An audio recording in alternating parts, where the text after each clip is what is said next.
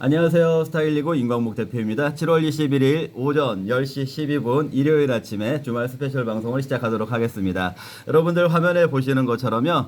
토요일 날 또는 일요일 또는 공휴일에 스페셜 방송이라는 제목으로 해서 여러분들과 조금 여유 있는 시간을 나누고 있는데요.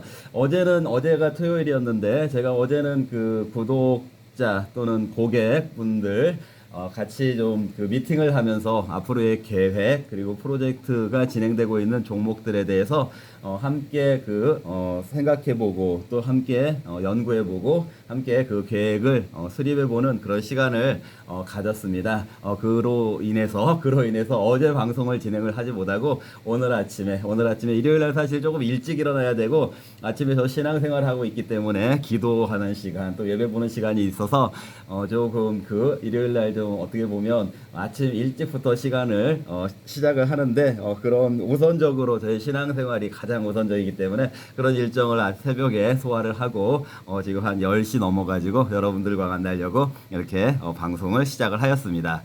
자, 어제 그 손님들과 얘기를 하다가 시간이 뭐 한 오후 3시 정도 됐을 것 같아요. 오후 시간 정도 됐을 것 같은데 날씨가 굉장히 화창했거든요. 날씨가 모르겠어요. 그 전국적으로 어제 제가 있는 곳하고 날씨 변동이 일치하신 분들도 계시고 일치하지 않은 분들도 계셨겠지만 어쨌든 이 수도권은 어제 아침에 잠깐 또 흐렸다가 오후에는 굉장히 해가 쨍쨍하고 너무 날씨가 좋아지는 거예요. 그래서 이제 우리는 사실은 그런 얘기를 했어요. 이제 그 장마나 비가 지난주에 비가 굉장히 많이 왔잖아요. 비가 굉장히 많이 왔는데 장마나 비가 이제 끝났나 보다. 이렇게 날씨가 좋은 걸 보니까 이제 앞으로는 정말 또 당분간은 그 불볕더위 8월 한 10일경까지 불볕더위만 계속 올 것 같다 이런 얘기를 하고 이제 비는 더 이상 안 올 것 같다 이런 얘기를 했었습니다. 자, 그런데 저녁에 한 6시 정도 됐을까요? 이제 집에 돌아와서 그 날씨가 궁금해가지고 좀 검색을 해보니까 밤에 이제 어젯밤이 되겠죠. 어젯밤에 또 폭우가 온다라는 그런 뉴스가 있는 거예요. 그래서 저는 믿어지지가 않았어요. 그 오후에 햇빛과 오후에 그 하늘을 봤을 때는 결코 비가 올 것 같지 않았는데 그런 예보가 있길래 에이 그 예보도 틀릴 수 있는 것이니까 그런 생각을 했지만 역시 저의 경험에 의한 그 날씨 하늘이나 햇빛을 보고 판단한 거하고는 다르게 어떤 데이터를 가지고 분석을 하는 그 기상청의 그 예보가 적중해서 또 밤새 비가 마치 태풍이 오듯이 바람도 많이 불고 폭우가 밤새도록 내리지 않았습니까? 자, 어떻게 보면은 그런 날씨 예측이 증시 예측하고도 조금 일맥상통하는 그런 부분이 있을 것 같아서요. 제가 이렇게 모두의 이런 조금 이런 얘기를 지금 말씀을 드리고 있는데요. 증시가 그렇습니다. 제가 어제 하늘을 보고 비가 오지 않을 것 같다라고 했던 그런 경험이나 추론. 근데 저도 증시에 있어서 벌써 스타일고만으로 따져도 벌써 17년, 8년 됐고 저의 전공 공부부터 시작하면은 벌써 30여 년이 됐다고 말씀드리지 않았으니까 그런 경험에 의한 추론이 비교적 잘 맞기는 하죠. 비교적 잘 맞기는 하지만 그 경험과 추론만 가지고 할 수 있는 것이 이 증시 예측이 아니잖아요. 거기에는 기상청에서 하듯이 분석과 노직이 받쳐줘야 되는 것이고요. 자, 그런데 그 기상청의 일기예보가 100%다 맞지 않는 경우가 있죠. 그건 인간의 영역이기 때문에 다 맞지 않는 경우가 간혹 있습니다. 자, 그런데 우리가 그런 부분에 있어서 저는 신앙의 영역이긴 하지만 이런 믿음과 기도 부분이 병행이 돼야 된다라고 또는 이제 저 신앙적인 관점에서는 우선이 돼야 된다라고 생각하기도 하는데요. 예를 들어서 어떤 환자가 약을 먹는다든지 아니면 수술을 받는다든지 그러면 병이 나서 약을 먹는다든지 수술을 받는다든지 이렇게 되면은 약을 먹었으니까 낫겠지, 수술을 받았으니까 낫겠지, 이렇게만 접근하지 접근하지 않지 않습니까? 예를 들어서 약이 부작용 같은 것이 없고 환자의 몸에 잘 맞아서 치료가 잘 되게 해주세요. 수술이 잘 되게 해주세요. 경과가 좋게 해주세요. 이런 기도를 하지 않습니까? 그런 의미에서 증시에 있어서도 경험과 추론, 분석과 노직 또 중요하고 또 한편에서는 내가 그 분석한 것이 잘 맞았으면 좋겠다. 아니면 내가 선택한 종목이 예상대로 잘 진행이 됐으면 좋겠습니다. 이런 그런 마음 믿음을 가지고 기도를 병행하면은 여러분들 그 투자에 있어서도 더 좋은 성과가 나오지 않을까. 그 투자의 결과나 어떤 나타나는 현상에 있어서 훨씬 더 좋은 그런 결과나 현상이 나타나지 않을까. 저는 그렇게 생각을 하고 있습니다. 자, 금요일 날 그 미국 증시가 또 이제 그 하락을 했잖아요. 또 이제 하락을 했어요. 미국 증시가 또 하락을 했고, 사실 유튜브 이 스페셜 방송을 이제 그 주제를 생각을 할 때 특별한 주제, 특별한 종목을 가지고 여러분들에게 계속 얘기를 하고 있고 이제 그런 내용을 주로 다루고 있는데 사실은 이제 그 특별한 주제냐 종목 이런 것도 중요하지만 전반적인 시장 분위기가 조금 침체, 좀 어두운 분위기일 때 굉장히 신이 나가지고 이 주제가 다루면 재미있어 하실 거야. 또는 이 종목을 다루면 이 종목이 좋을 거야, 뭐 수익이 많이 날 거야 이런 얘기들도 선택하는 것이 중요하겠지만 또 어떻게 보면은 그 시장의 분위기가 좋지 않을 때 이런 것들 가지고 너무 들떠 있는 내용을 하는 것보다는 시장의 분위기가 조금 위험해 보이는 부분이라든지 조금 침울해 보이는 분위기가 있다라면은 그런 분위기에 맞춰서 여러분들에게 어떤 해결책 또는 여러분들에게 어떤 안도감을 드릴 수 있는 그런 내용이 이런 특별한 주제와 종목 보다도 더 우선해야 되지 않을까, 증시의 분위기가 더 우선해야 되지 않을까 이런 생각을 하고 있기 때문에요. 자, 오늘은 이제 금요일 날 미국 증시가 추가적으로 또 하락을 했으니까 그 부분에 대해서 다루지 않을 수 없을 것 같아서 오늘 주제는 그런 내용을 그런 내용 위주로 해서 시간을 진행을 하도록 하겠습니다.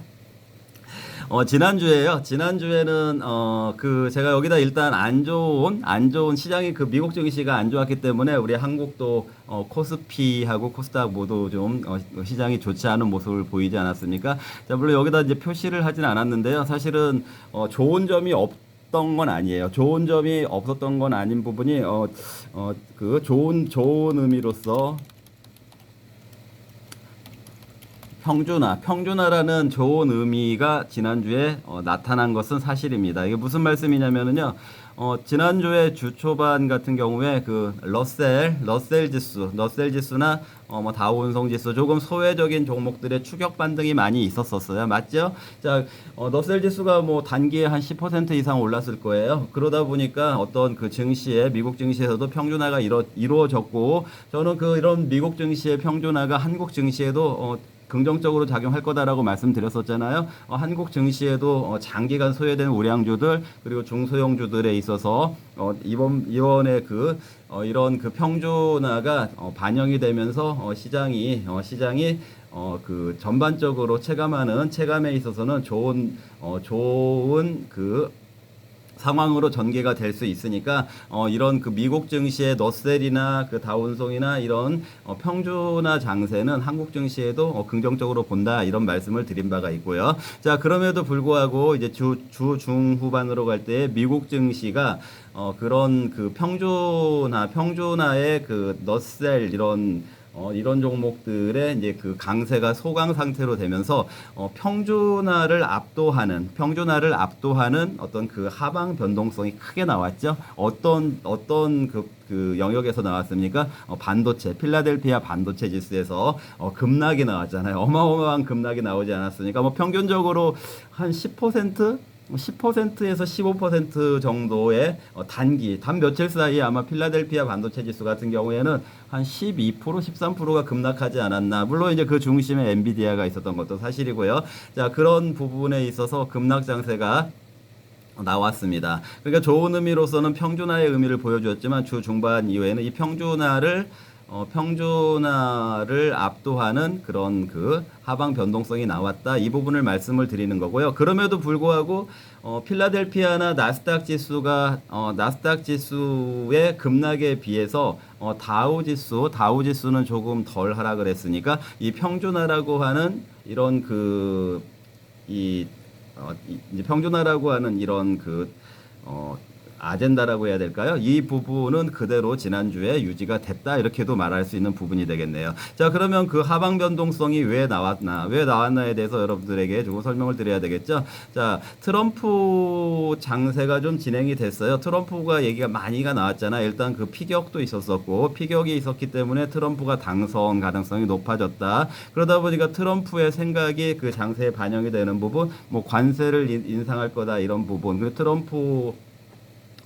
트럼프는 자국 우선주의로 인해서 어떤 대만도 그렇고 우크라이나도 그렇고 그런 어떤 지정학적인 이런 부분들의 증가, 리스크 증가가 나올 수가 있기 때문에 어떤 방산 이런 쪽이 이제 영향을 받게 된다. 그러다 보니까 또 그런 면에서는 우리 한국의 또 방산 수주와 함께 그 방산주들이 비교적 강세를 보인 부분도 있습니다. 이제 물론 이제 부정적으로 트럼프가 전반적으로 중국과의 무역 갈등도 더 강화할 수가 있고 대만 문제로 인해서 대만의 지정학적 리스크가 올라간다고 하면 대만의 중심에 있는 TSMC 파운드리 반도체 업체가 세계 1위니까 그 회사가 이제 급락을 하게 됐고 이런 것들이 촉발이 되면서 이제 반도체 영역에 있는 미국 주식들이 같이 급락을 하는 이런 부분들이 이제 나왔다라는 측면에서 트럼프 리스크 장세가 있었다 이렇게 생각을 할 수도 있고요. 물론 트럼프 관련해서는 제가 이런 말씀을 드렸었습니다. 리스크 이런 부분보다는 누가 당선이 되든 리스크 이런 부분보다는 트럼프가 됐을 경우에 수혜가 어떤 종목에 있을지 그게 더 중요한 포인트가 된다라고 이런 말씀을 드린 것도 지난 방송에서 참고를 해보시고요. 자, 그와 함께 바이든 리스크라는 게 또 있었어요. 바이든도 또 어떤 지금 현직 대통령으로서 바이든 행정부에서 중국의 반도체 부품 수출하는 중국으로 반도체 부품을 수출하는 미국, 그러니까 미국의 필라델피아 반도체를 이루고 있는 그런 기업군이 되겠죠. 거기에 이제 수출을 더 제한한다 이런 조치가 바이든 역시 그런 조치. 역시 트럼프든 바이든이든 자국 우선주의 이런 일치하는 그런 정치의 목적을 가지고 있으니까요. 그런 조치가 나온 부분도 또 반도체에 악재로 작용을 했고 또 그뿐만 아니라 이제 정치적으로 봤을 때 트럼프의 피격, 그 다음에 바이든의 토론에서의 좀 인지 능력, 나이가 너무 많으니까 인지 능력에 있어서 조금 문제가 있는 것이 아니냐 이런 시각이 있었었고 또 그러다 보니까 이제 트럼프 당선 가능성이 높아졌던 부분. 그런데 이제 잠깐 소강 상태가 되면서 바이든이 반격에 나섰죠. 요새 자기는 후보직을 사퇴할 생각이 없다라고 하면서 유세에 나섰는데 유세를 나서자마자 정말 하루도 되기 전에 또 갑자기 코로나에 걸린 거예요. 이런 부분들이 이제 바이든의 나이하고 연관이 되는 거잖아요. 노령의 나이기 때문에 갑자기 또 코로나도 걸리고 인지 능력 이런 부분들이 문제가 되니까 정말 바이든이 사퇴를 해야 될 것 같은 그런 상황처럼 보이긴 해요. 차라리 어차피 트럼프한테 진다고 하더라도 바이든이 확실하게 질 것 같다라고 하면은 다시 바이든을 대체하는 그런 인사가 나온다고 하면은 아직 대선까지 또 4개월 정도 남았으니까 새로운 변수가 나올 수 있는 시간적인 여유는 있으니까 바이든을 대신하는 다른 후보가 나온다. 이런 부분들이 어떤 좀 불확실성을 만들 수 있는 요소들, 정치적인 그런 불확실성을 만들 수 있는 요소들이 있었기 때문에 이 바이든 역시 아까 대중국 수출 제한, 반도체 수출 제한 악재와 함께 바이든 자체가 일으키고 있는 정치적인 불확실성 이런 부분들이 전체적으로 트럼프와 함께 미국 증시의 중후반에 악재로 작용했다 이렇게 볼 수가 있는 부분. 이건 사실은 이제 보여지는 측면. 그런데 사실은 저는 그보다 다른 이유가 더 크다라고. 근데 사실 그보다 더 다른 이유가 크다라고 하는 거에 대해서는 시황이라든지 어디에도 그런 걸 언급하는 데가 많지 않은 것 같습니다. 많지 않은 게 아니라 저는 못 본 것 같아요. 만기일. 자, 옵션 만기일. 이거는 제가 주중간에 말씀드렸지만 이 옵션 만기일은 뭐 한국의 옵션 만기일은 지난주에 이미 지났고 미국의 옵션 만기일이 지난주 금요일이었다. 저는 사실은 이런 악재들이 뭐 특히 뭐 바이든, 트럼프 이런 것들이 어제 오늘의 얘기가 아닌데 왜 갑자기 그렇게 지난주에 부각이 됐어야 했을까? 이 부분에 대해서는 옵션 만기일의 이런 영향이 더 컸다라고 생각을 하거든요. 자, 더군다나 지난주 같은 경우에는 오히려 어땠습니까? 지난주에 여기다 적어보겠습니다. 연준 인사들이 비둘기파로 많이 바뀌었어요. 무슨 얘기인지 아시죠? 연준 인사들이 비둘기파로 오히려 많이 바뀌었습니다. 그래서 정말 이제 금리 인하 그리고 그 CPI 자체도 너무 좋게 나왔고 금리 인하가 이제 가시화가 된다 이런 상황에서 대부분의 투자자들이 좀 긍정적인 시장을 가졌을 것이고 그러다 보면은 또 이 옵션 만기일 관련해서 시장이 오를 것으로 베팅을 한 투자자들이 많았을 것 같고요. 더군다나 엔비디아에 그 길들여진 그리고 한국의 서학개미들도 거기에 해당이 되거든요. 길들여진 그 엔비디아에 또는 그 최근에는 그 테슬라의 그 상승에 길들여진 서학개미들이 굉장히 그 미국 주식들의 상승 쪽으로 베팅했을 가능성이 높은데 이 미국도 그렇고 한국도 그렇지만 그 옵션 만기일은 시한부 장세잖아요. 그러니까 아무리 장기적으로 올라가는 쪽에 가능성이 높다고 하더라도 단기에 이렇게 며칠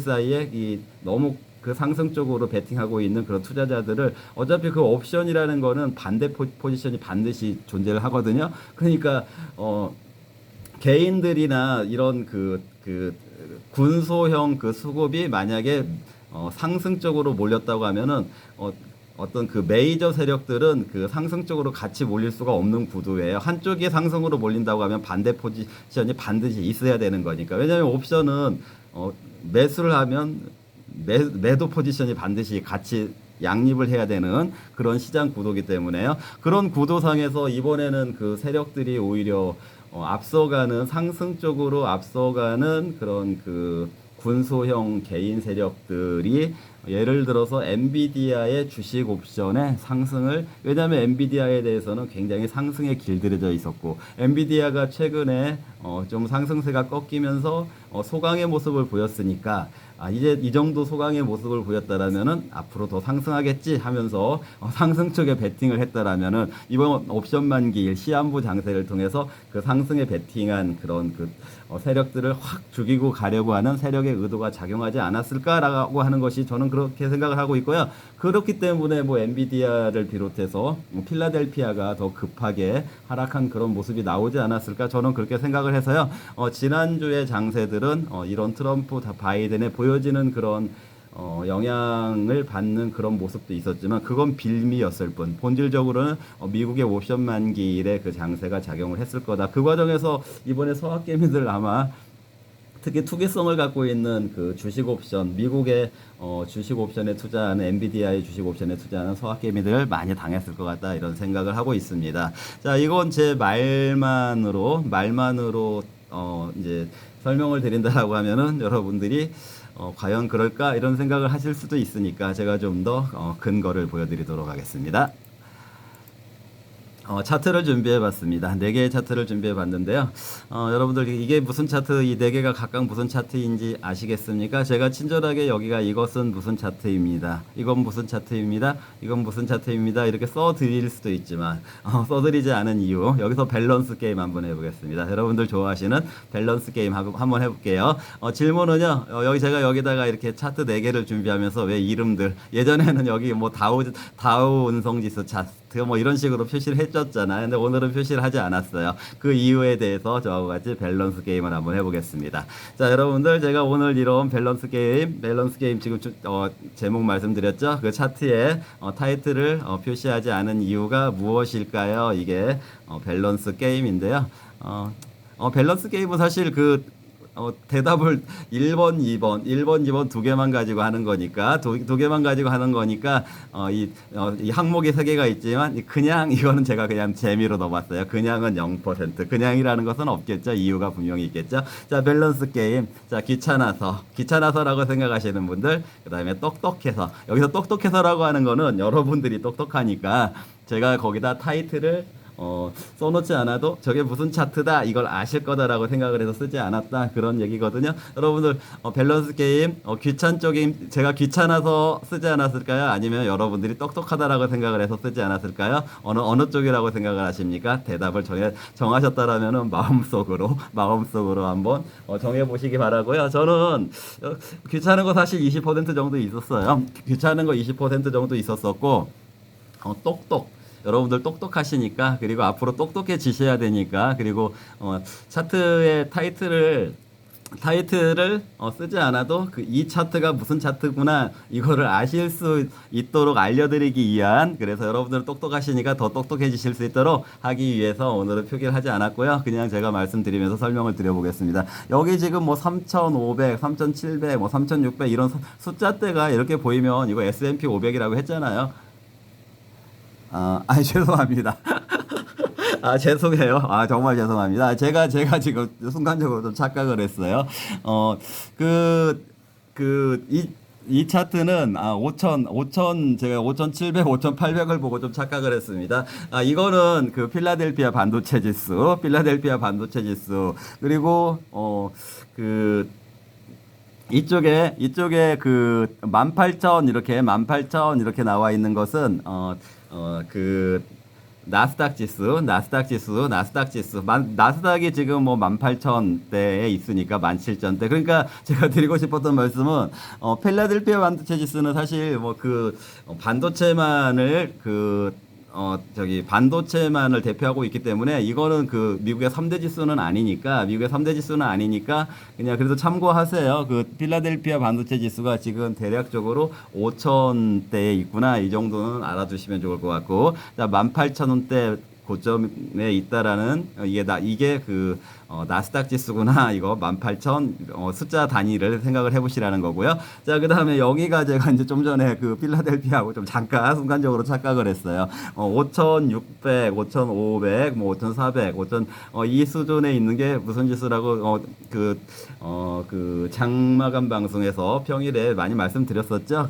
S&P 500이라고 말씀드렸잖아요. 그래서 낙관론자들은 올해 하반기 6,100까지 본다 이런 말씀 드렸었잖아요. 그리고 며칠 전에 5,600도 넘어서고 이제 5,700 바라본다 이 지점에서 이런 말씀도 드렸었고, 자 그런데 지금 이제 이렇게 조금 조정받은 모습도 보실 수가 있고, 그 다음에 이쪽에 보시면은 4만대에 있는 지수는 역시 주중에 장마감 방송에서 몇 번 언급드렸었죠. 제가 어떻게 언급드렸었습니까? 30개 종목밖에 없는 다우 지수. 30개 종목에 그냥 시총 비중 같은 거 고려하지 않고 그냥 n분의 1 방식으로 산정하고 있는 다우 지수.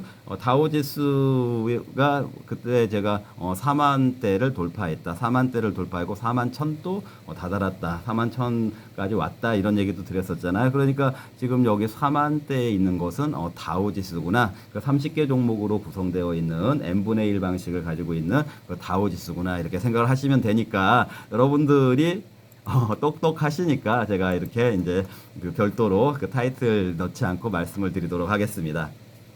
자, 보시면은요, 제일 밑에 있는 선들, 미국은 어차피 지금 현재 정배열이니까 다 밑에 있는 선들은 그냥 수급선이라고 생각을 하시면 돼요. 수급선. 자, 보시면은 어떤가요? 필라델피아 반도체 지수는 뭐 거의 수급선까지 내려왔으니까 이번에 급락장을 주도한 건 역시 반도체 지수라는 게 증명이 되죠. 많이 하락했잖아요. 아까 고점 대비 한 13%, 12%까지 며칠 사이에 이렇게 급락을 했다라는 걸 알 수가 있으실 거예요. 많이 하락을 했습니다.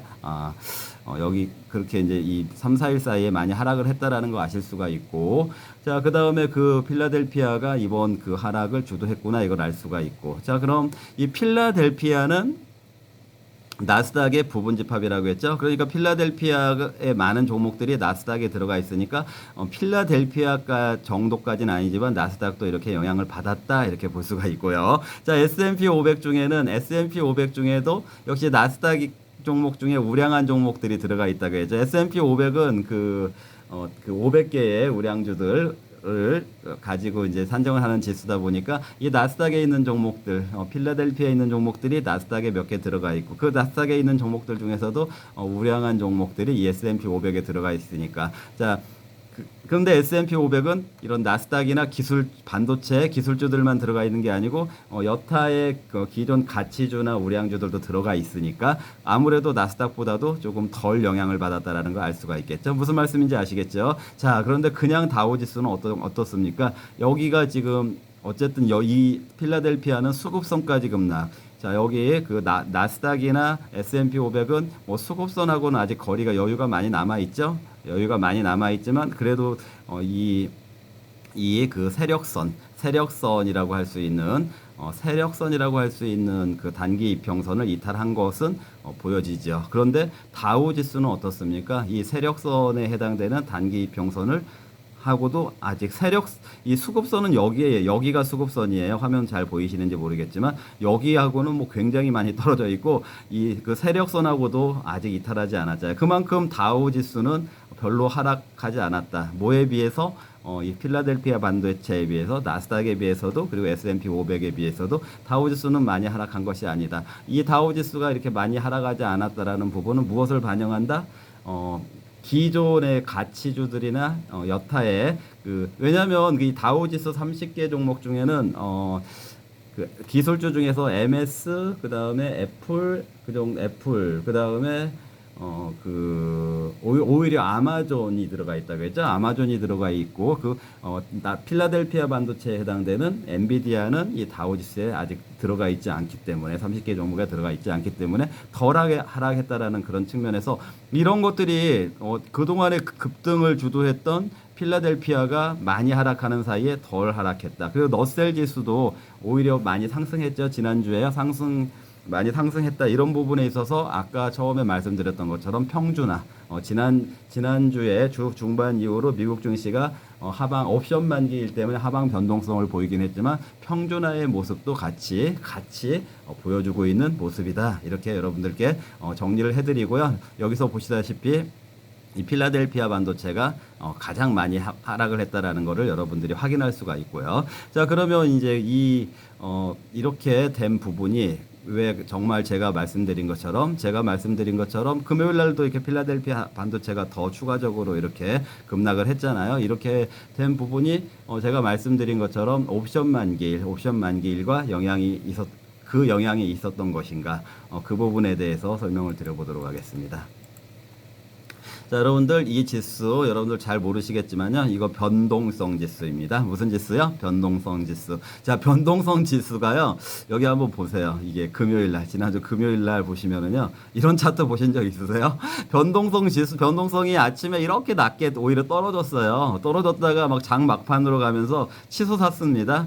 그래서 그 목요일 날보다도 더 치솟아가지고 막 이렇게 치솟았잖아요. 이게 지난주 금요일 날의 모습이에요. 지난주 금요일 날 이렇게 변동성이 확 줄어가지고 아침에는 잔잔하게 오히려 시장이 좋게 시작하는 듯 했다가 변동성이 확 확대가 되면서 이렇게 됐는데 이게 뭐 트럼프 때문에 뭐 바이든 때문에 그것만으로 설명이 안 되잖아요. 맞죠? 자, 이런 변동성이 갑자기 크게 확대가 됐다라는 거는 역시 장막판 옵션 만기일의 장막판에 치열하게 그 옵션 만기의 그 구도가 작용을 했구나 이런 것들을 반증을 해주는 또는 방증을 해주는 그런 차트라고 할 수 있겠습니다. 그래서 여러분들은요 저의 분석을 믿으셔도 될 것 같고요. 자, 그렇다면은 옵션 만기일이 영향을 많이 줬고 그리고 필라델피아 반도체 지수가 가장 영향을 많이 줬다라고 하면은 만약에 옵션 만기일이 끝났으니까 이제 필라델피아 반도체 지수가 안정을 찾아간다고 하면은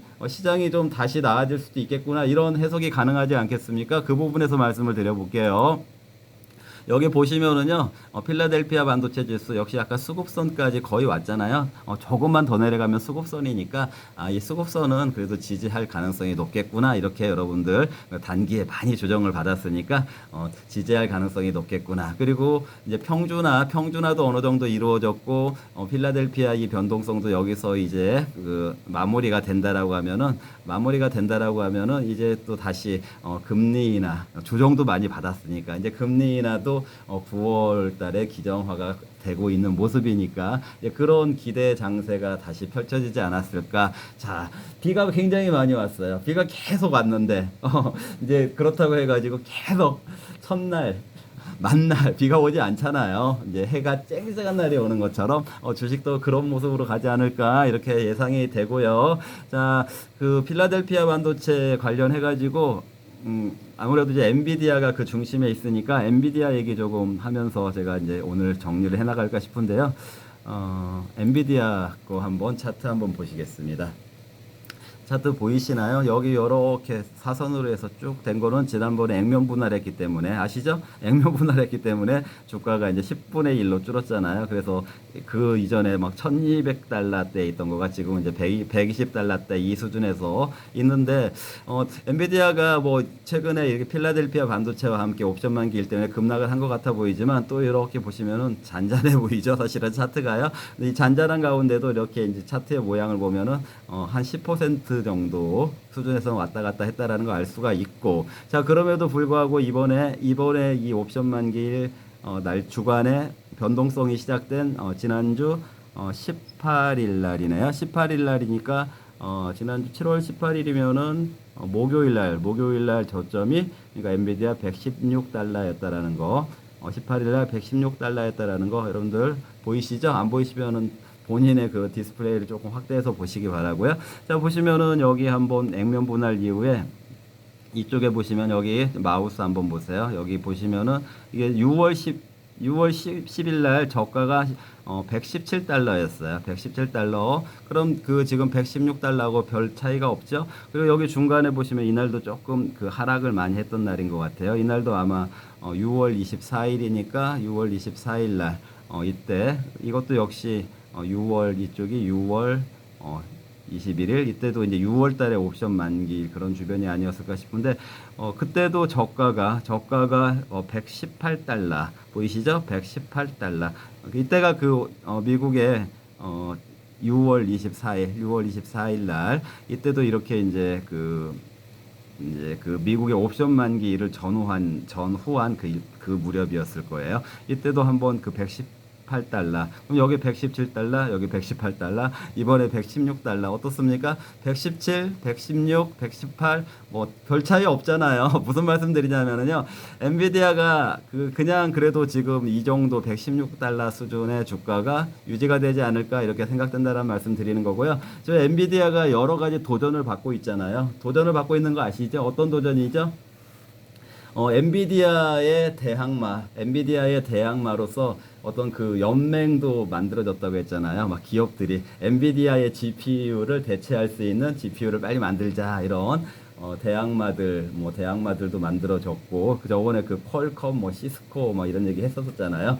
우리나라 삼성전자까지 이런 대항마들도 연맹을 결성하고 있고 그 다음에 또 최근에 브로드컴 미국의 그 이제 팹리스 그 디자인 반도체 설계회사 그 브로드컴에다가 그 이제 오픈 AI였던 것 같아요. 오픈 AI가 엔비디아 거 말고 그 이제 새로운 대신할 수 있는 조금 저렴하게 대신할 수 있는 GPU 설계를 하기 위해서 좀 서로 상의하고 있다 이런 뉴스도 있더라고요. 자, 그런 도전을 엔비디아가 받고 있지만 SK 그 하이닉스 그 직접 연관이 있는 SK 하이닉스의 최태원 회장이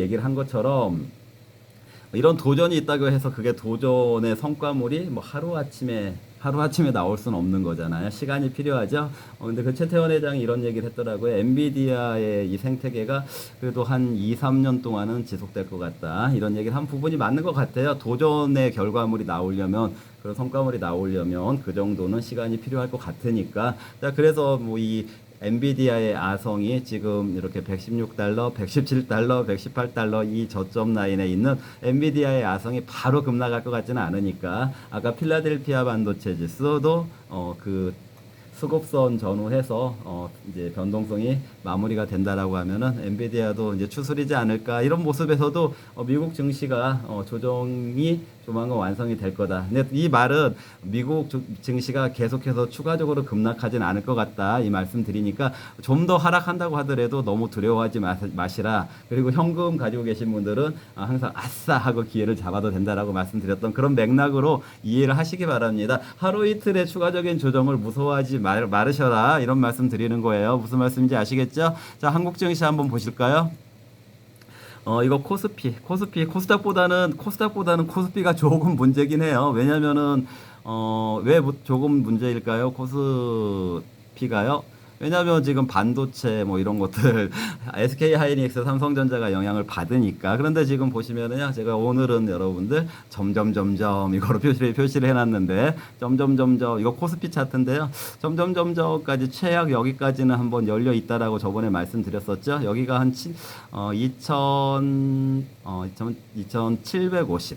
2700 지금 2800 살짝 2800이 살짝 무너졌는데 2800이 살짝 무너졌는데 이렇게 2750까지는 추가적인 하락이 열려 있지만 물론 여기까지 가지 않고 뭐 잘 추스리면 더 좋겠지만 네, 만약에 필라델피아 반도체 지수 지난주 금요일 날 옵션 만기일 때문에 엔비디아 뭐 추가적으로 하락하고 이런 부분들이 반영이 된다라고 하면은 다음 주 내일이 되겠네요. 내일 한국 증시가 또 하이닉스, 삼성전자가 영향을 받을 수가 있으니까. 근데 물론 한국 증시에서는 삼성전자, 하이닉스가 시가총액 1, 2위니까 영향을 받으면은 여타 종목들도 같이 영향을 받을 수밖에 없잖아요. 덜 영향을 받는다고 하더라도 아까 S&P 500, 나스닥도 영향을 받는 것처럼 한국도 삼성전자, 하이닉스가 영향을 크게 받으면은 다른 시총주들 그리고 지수까지 영향을 받을 수 있으니까 어쨌든 2750까지는 열려 있다 이런 각오는 하시되 뭐 그 위에서 마무리가 되면 좋지만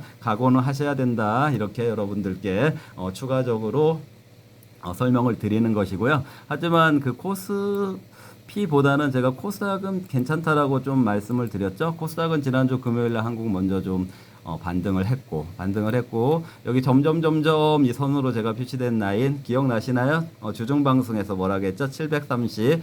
830 코스닥의 830 라인 주가 2년 평균 5년 평균 주가 수준이기 때문에 저는 이 이탈한 720까지 좀 빠졌었잖아. 이 이탈 라인을 오히려 아싸 기회로 잡자 말씀드렸고 다시 830으로 물론 이제 월요일 날이나 미국 증시 추가적으로 하락했으니까 또 흔들리는 모습이 있겠지만 다시 추스리고 올라올 거다라고 저는 그렇게 생각을 하니까 기회로 인식을 하셔도 좋고 그리고 소형주들 같은 경우에는 생각보다 많이 안 밀리고 있어요.